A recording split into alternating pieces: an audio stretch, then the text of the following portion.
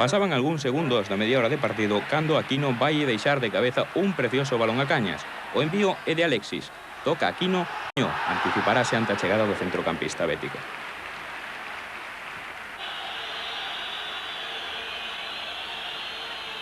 A única xogada que lle discutiron os afeccionados presentes ao colexiado do encontro Gracia Redondo aconteceu aos 35 minutos. Unha acción entre Vlada Stosic e Luis López Recarte.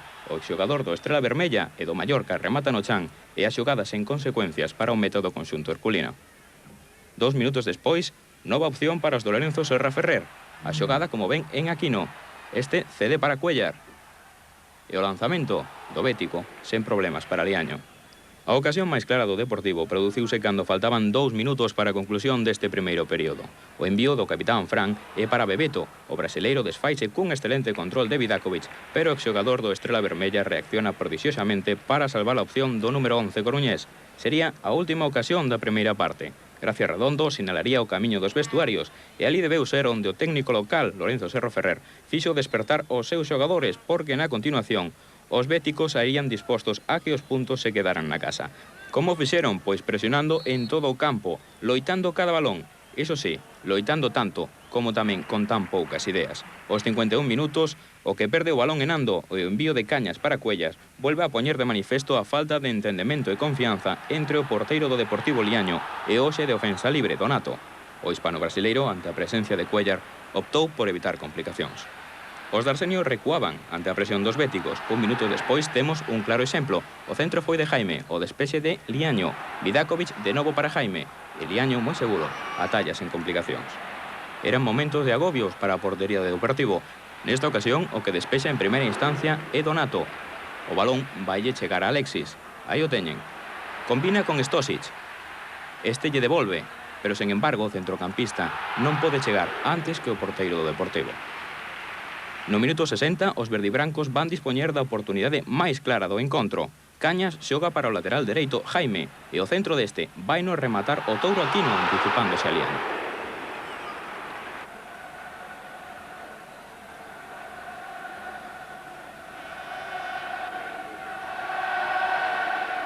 Catro minutos despois chegará unha nova oportunidade para os locais.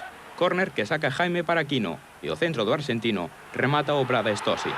O xogador do Estrela Vermella gañalle ben a acción a Javier Villarroya, pero non pode evitar o seu compañeiro Cuellar. A fogosidade do número de bético xogoulle esta vez unha mala pasada ao seu equipo.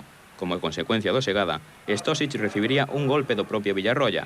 O número 9 do Betis reincorporaríase con prontitude e en perfecto estado. Aos 66 minutos de partido, o home máis activo dos 22 participantes, Ángel Cuellar, volverá a levantar os iareiros dos seus asentos. Faltaban 21 minutos para a conclusión do encontro cando o Deportivo ia dar a súa derradeira mostra de perigo no Villamarín. O que xogou foi Boro para Bebeto, este para Aldana, e o disparo final vai ser de Fran. Unha preciosa xogada, pero que non serve para justificar a labor ofensiva en toda a segunda parte dun equipo como o Deportivo. A seguinte opción do Betis será para Alexis. A xogada parte en Josete. O seu centro despexa o Nando e o rexeite chega o centrocampista. O exxogador das Palmas foi outro dos destacados, pero como ven, faltoulle o que os seus compañeiros, puntería. A media hora desta segunda parte, Arsenio Iglesias, en vista do que estaba acontecendo, decidía reforzar o centro do campo. Entraba Alfredo Santaelena e saía Adolfo Aldana. Non mellorarían as cousas en ataque, pero sí en defensa. Nos minutos restantes, os locais só quedaron a Liaño nesta acción. Unha falta que tocou en primeira instancia a Roberto Ríos e que finalmente Cuellar enviou contra o traveseiro. O colexiado anulouna por posición irregulamentaria do número 10 verde e branco.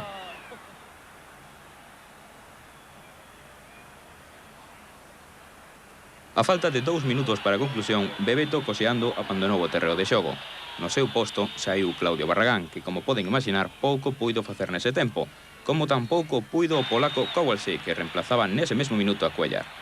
Moitos aplausos para o rapaz, o novo internacional aos seus 23 anos, e tamén para o Real Betis Balompié o remate do encontro. Un empate que lles permite aos de Lorenzo Serra Ferrer continuar na parte alta da clasificación e que pon o Deportivo da Coruña a 3 puntos do Real Madrid.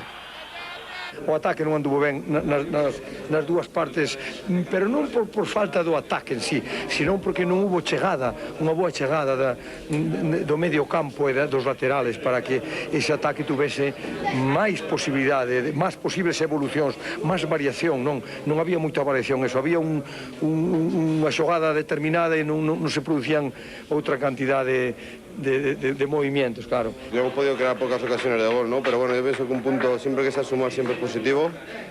Y bueno, la verdad es que quizá si llegamos a crear alguna ocasión que otra, hubiéramos podido ganar el partido, pero bueno, no ha podido ser y ya te digo que el resultado es para estar contentos.